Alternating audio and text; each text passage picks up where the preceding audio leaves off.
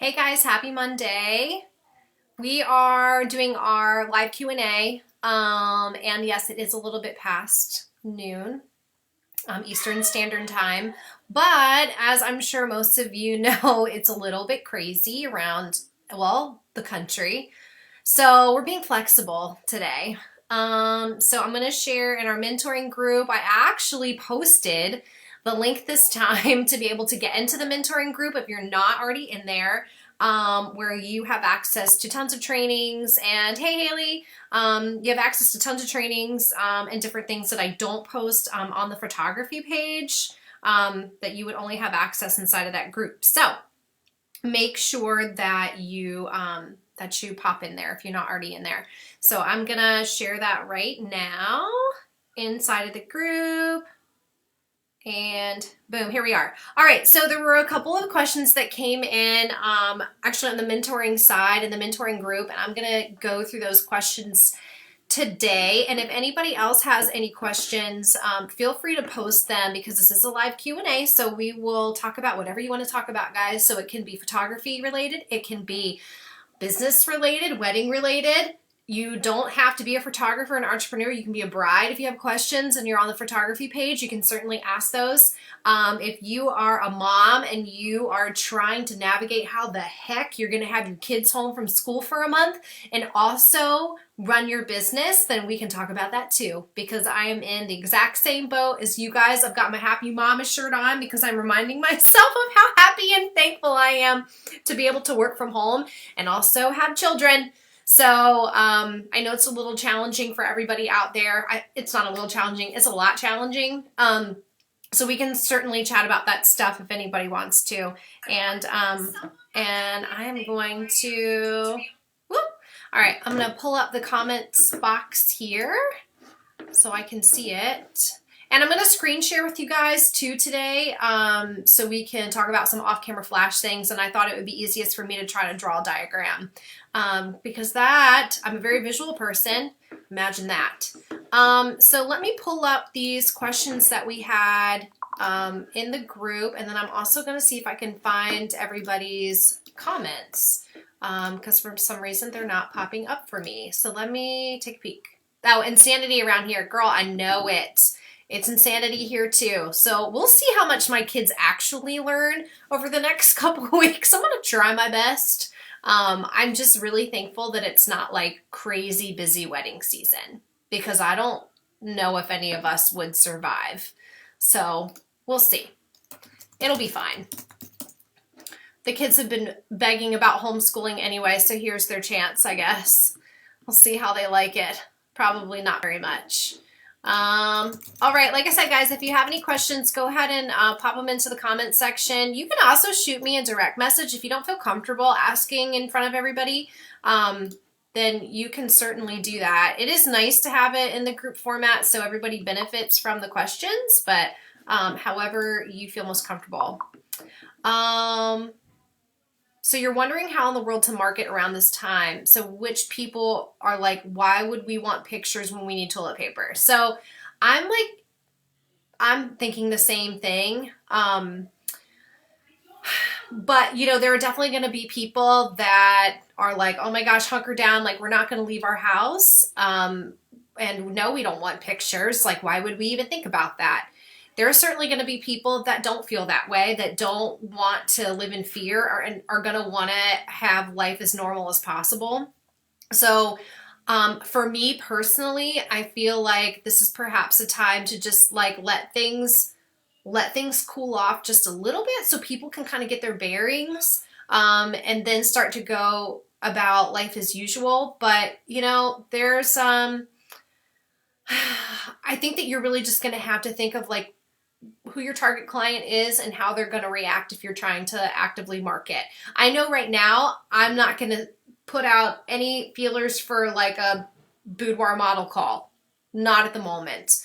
I'm going to just appreciate where I am in this moment, that, you know, all of my family is healthy and we have the opportunity to be home together, and that I have the opportunity to be home with them like through this process, the kids, and I'm going to kind of feel it out as the days pass and just be really thankful for what we do have, and I'm just not going to worry because, like I talked about last week when we talked about like, the things that you speak, you're speaking things into existence. I'm not going to speak worry into existence as much as it has crept into my brain the last few days when I've heard about, definitely, brides wanting to cancel weddings and, putting a limit on, public events and being encouraged not to have private events and things like that. Like, you can't let that overwhelm you, even though I know that there's a lot of photographers out there that are kind of freaking out because,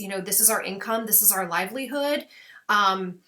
So we have to just fill our minds and our mouths with positive thoughts and positive words only as we work through this. And I know that seems like, wow, Candace, like that's kind of irresponsible. Shouldn't we be preparing in another way? But honestly, if you really want to make change and if you really want to feel positive about moving forward, your thoughts have to be positive in the words that come out of your mouth. So if you weren't on that Facebook Live on Thursday, I highly encourage you to go back into the Facebook page and find that Facebook Live and listen to it. If you're on my email list, I even emailed it out with a link to YouTube because all of my videos go out to YouTube for you to watch it and to get some resources in your hands, whether it be Audible or podcasts, so you can have a positive mindset throughout this whole process.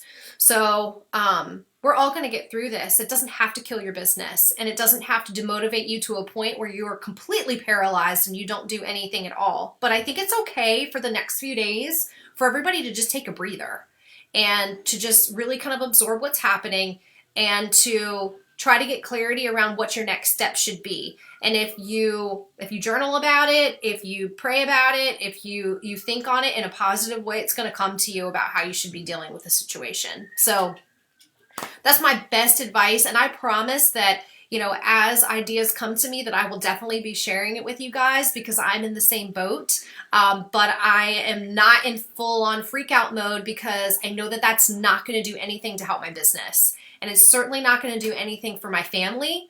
It's going to do nothing but make them worry. And I don't think that a state of panic is how to deal with any situation. So, yeah. So Haley, I know that that's probably not a direct answer to how you're feeling right now, but the best thing that you can do is just try to stay as positive as possible and only positive words coming out of your mouth. Everybody's mouth. Watch your mouth. Keep your words positive. Yeah. Okay. So you said you still take pictures of the kiddos while we are home with scripture quotes and stuff. So I still sort of stay busy, but completely understand to speak life and do not fear. Absolutely. You got to speak life. That song comes to my head every time that I hear that phrase. You have to. You have to. There's nothing else that you can do. So, all right. So I'm going to pop into the first question here. All right. So actually it was the second question. We're going to talk about off-camera flash in a second, but I wanted to talk about this question about what to put on a website. So the question was working on my website, but always uncertain of what to include from my portfolio. I have mostly done family sessions, but that's not where I want to focus my business. Do I just go ahead and publish the site with a limited portfolio? In this case, is done better than perfect. So I'm going to say done is always better than perfect, even though I have not always followed that mentality. And it didn't serve me to not follow that mentality. I think it's better to get something out there so people can see it rather than waiting for it to be absolutely perfect before you put it out there.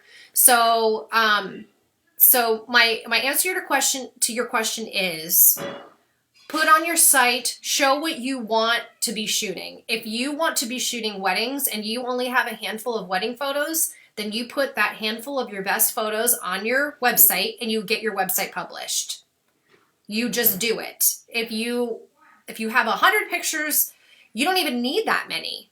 You only need a handful of photos to put on your website to show your portfolio so you get people interested, so you get the inquiries. Then you have the chance to wow your clients with the experience once they've inquired with you. But you don't need a million different pictures from a million different weddings in order to be able to showcase your work properly. So when you're putting images into your gallery on your website, just make sure that they're cohesive images. And what I mean by cohesive is they don't have to be the same color scheme, but they have to look the same style wise. Just make sure that they match. You don't have like a super warm photo or a bright and airy with like a dark and moody. It's got to be very similar editing style, and publish your website, because yes, the images are going to be the thing that draws people in initially. You want it to be visually appealing, but you also want to have information about you on your site, and that people are going to fall in love with you. So, and they're not going to know about you if you don't have a website out there.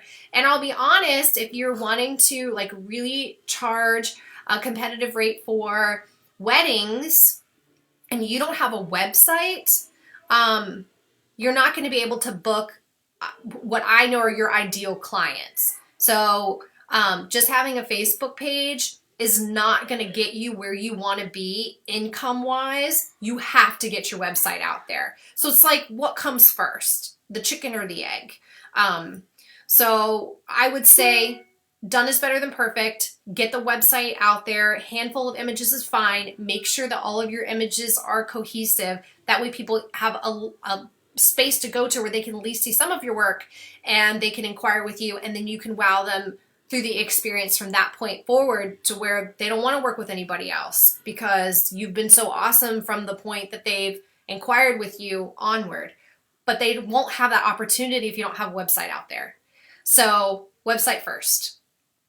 So the other question that I had was, if you're working with one on-camera flash and one off-camera flash for a barn reception, where would you place the off-camera? And would you recommend investing in a second off-camera for this particular occasion? So that's a really great question. So with off-camera flash, I personally shoot with Canon, and typically I use Canon Speedlights. And I'm going to open up my bag really quick, which I meant to do before I went live, but I'm still going to talk to you as I do this because I've got my bag really close, guys. And I'm going to show you exactly what it is that I shoot with. Let me roll my bag over. So I typically shoot with, I carry 4 Speedlights with me. But I'm typically, during the last parts of the reception, I'm using 3 flashes. I've got 1 on camera and I have 2 off camera. That's not always necessary. If it's a smaller reception space, I may only need 1 off camera flash. If it is a really large reception space and I have a lot of ground to cover, I'm definitely going to have both of my off camera flashes set up. The reason that I would have a 4th flash is if I'm shooting with 2 cameras and I need to have a flash on my second camera. But at some point during the evening, I'm sick of carrying both cameras. I put 1 camera away and then I'll just have like 1 extra flash as like a backup. But here, let me show you. Let me show you what I got. So this is just my Canon Speedlight. And if you shoot with Nikon, you can also, Nikon has a similar type of flash. And you can also get, you can get the off-brand to these. It's the Yongnuo brand, which I also have, which is this guy. I will say if you go with the off-brand, it is significantly cheaper than Canon, but you also get what you pay for. So while I do have this Yongnuo brand, it's typically used as one of my off-camera flashes. The battery does not last as long, but it does have a battery indicator that I really like. Whereas the Canon, I have absolutely no idea when these suckers are going dead. When they start to misfire is when I like really know that they're going dead. So that's a good thing, but the battery does not last as long. And I found like other little glitchy things with these. But if you are, if you are in the market for getting off-camera flash, you want to get, 2 or 3 of these, and you don't want to spend $800 to $1,000 on 2 flashes, then this is a really great option because they are significantly less expensive, and they are a great flash to get started with.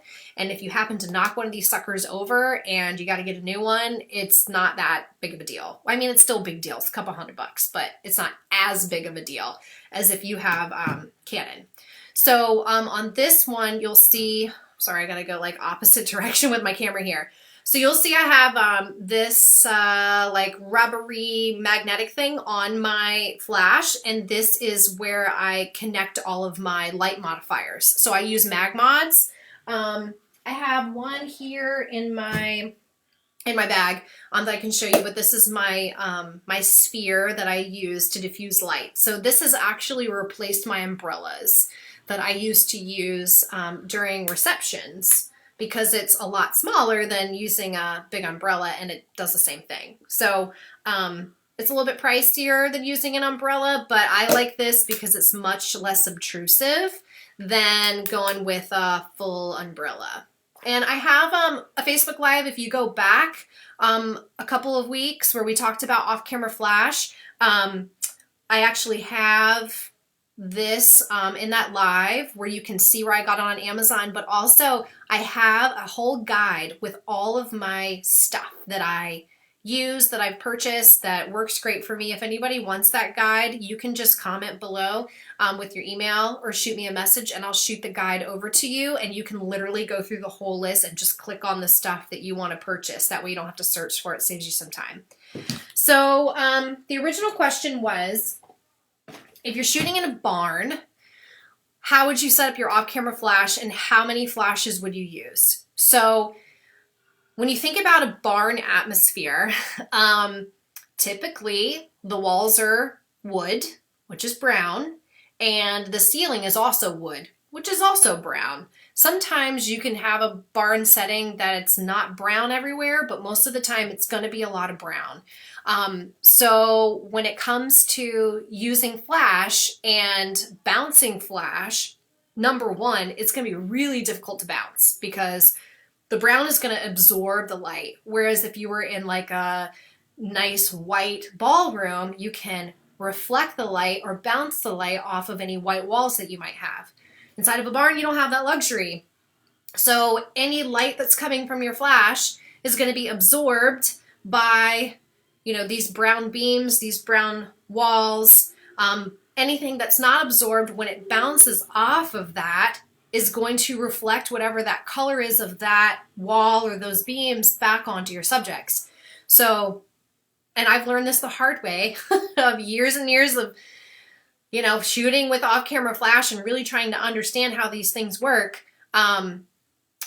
I have definitely bounced light off of the ceiling of a barn back onto my subjects, and they were orange or brown or just not very flattering colors. So when I'm in a barn, typically I'm going to have 2 off-camera flashes set up because there's not really anywhere for me to bounce. So I'm going to have one on camera with some type of light modifier. It's probably going to be, I don't have it in my bag at the moment. Let me see. Do I have it in this bag?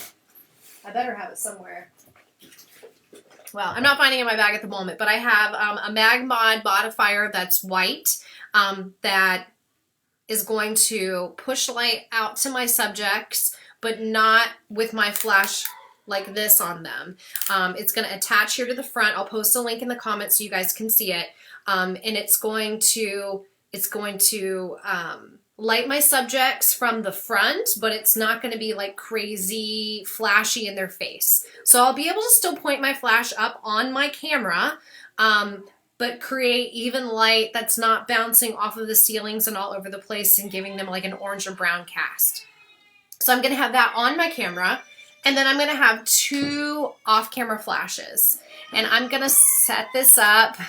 Do you guys hear the screaming kids in the background? Happy day. Happy day. I'm going to screen share with you here in just a second. Let me go ahead, and I'm going to pull up Photoshop so I can like draw in here so you can see how this would work. All right, let's see here. Just stick with me for a minute, y'all. I'm pulling it up right now so you can see. All right, we're gonna screen share. And remember, post questions in here, like as I'm doing this. So if I'm going through this and you're like, Candace, I have no idea what the heck you're even talking about. So I know. Okay, so here's my screen. Here is my reception space. It's probably a little bit more rectangular than typical, but so we're gonna say here we have our DJ booth. Here's your DJ, and we've got our dance floor here. Boop, boop. Whoops, I just knocked into my, to my keyboard. Here's my dance floor. You guys get the idea. Here's my dance floor. And then here are all of my table. Well, those are very small tables. Here are my tables with all of the guests on either side, right?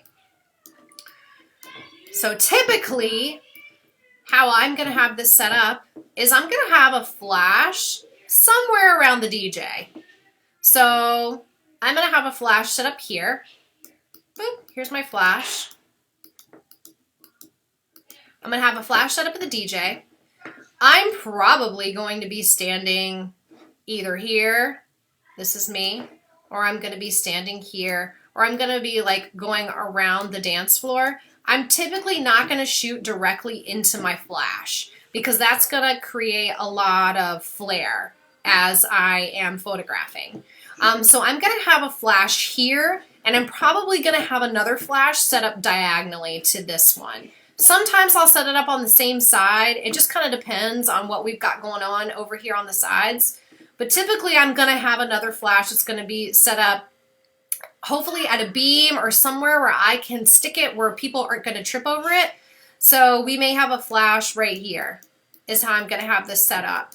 So my points of where I'm gonna do most of my shooting are gonna be here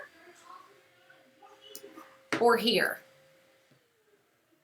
Because I'm gonna try my best to not shoot with the DJ booth in the background if I can help it. But I'm going to be going along these certain paths. That way I'm not shooting directly into that flash, or I'm not shooting directly into that flash, because again, you're gonna get a bunch of flare. It also depends on the strength of your flash, how much flare you're gonna end up getting. If you have your flash set up in a way where your subjects are kind of blocking the flash here, you can certainly shoot into it and you'll get some nice light behind them, but you just have to be careful with your flash settings, getting a bunch of flare in the background if you're shooting directly into them. So yeah, this is probably gonna be my path here and my path here when I'm shooting. And the reason with a barn in particular that I'm gonna have two flashes set up is because I wanna try to get as much light in there as I possibly can, because there's really nowhere for me to bounce. If it was a smaller area and I had white walls, and I'd be able to take this flash and bounce it, and I'd be able to use my on-camera flash and bounce it, and I probably wouldn't need to, but this is going to give you the best shot at getting the most amount of light without having to bounce, which you can't do anyway. You really, I mean, you can, but you really shouldn't be bouncing. So, hopefully that answers your question about that. That's how I set up my receptions. Sometimes, like I said, I will move my lights around.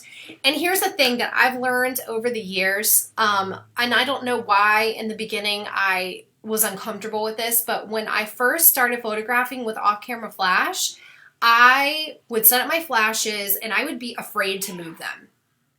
I don't know why. I was afraid to move them.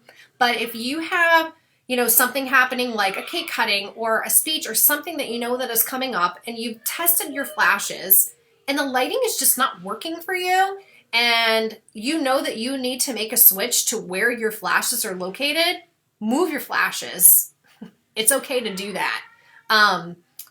I think that, you know, we're afraid that we're gonna, you know, be obtrusive. Just find a time during the reception to actually move those things around. And where you're not, you know, obscuring guests or different things that are happening. But if you feel like you need to move them, then move them. Make sure you give yourself enough time to do testing with your flash setup. Make sure that it's all set up properly. You do a couple test shots with your second shooter. And, you know, once it's all set up, you're good to go. But that diagram that I gave you, I'm going to go back. It's probably not the prettiest diagram. But this is typically what my setup is going to be at a wedding. It's what I use every single time. So hopefully that answered your questions. And let's see if we had any more comments. I'm not seeing anything else. Let me check in the mentoring group just to make sure we didn't have any more questions. I always like to give it a minute because there is a lag, y'all. So I don't want to cut anybody off if there's any questions. I'm sure. Do you hear my kids screaming in the background? This is awesome. Maybe it is time to cut off this video.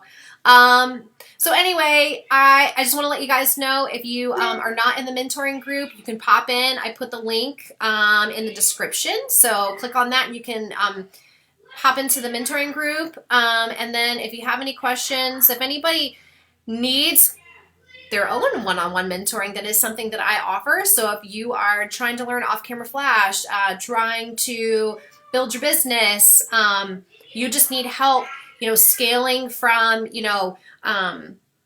small business to six figures, that's something that I can absolutely help you with. Just shoot me a message and we can schedule a time to chat over the phone. And, oh, I got another question. I'm glad I kept talking. So Haley, you asked, how do you understand histograms? So that is a really great question. And we are actually almost out of time. But what I'm going to do is I'm going to create another video for that because I'll have to go into a totally other system. And I can show you exactly how to understand histograms when it comes to white balance, when it comes to exposure. But before I hop off, Haley, I'm going to ask, do you need help with histograms in your camera? Like you want to use them as you're shooting? Or are you talking about using the histograms when you're editing? So while I wait for Haley to answer that question, again, anybody that's interested in one-on-one mentoring, that is something that I offer. So if you want to grow your business, if you want to get some traction, you want to start making more money and booking your ideal clients, and I can help you with that, you can shoot me a message and we'll schedule a time to talk, or I'll also post a link here in the comments and you can just click on it and schedule a time to chat with me. So, and any other questions that anybody has, you can post them in the comments right now. And Haley, I'm gonna wait a minute for you to put that in here. But I'll also be able to see the comments once we log off. So I'll make sure that I address that. We can actually address it in Thursday's live at 4 o'clock. So remember, we've got Facebook Lives 4 o'clock on Thursday, typically noon on Mondays when we don't have all this craziness going on, guys. So enjoy the rest of your day. Enjoy your week. Remember, guys, positive words, positive thoughts. We're all going to get through this together. And I look forward to chatting with you guys again soon. I'll see you on Thursday. Bye.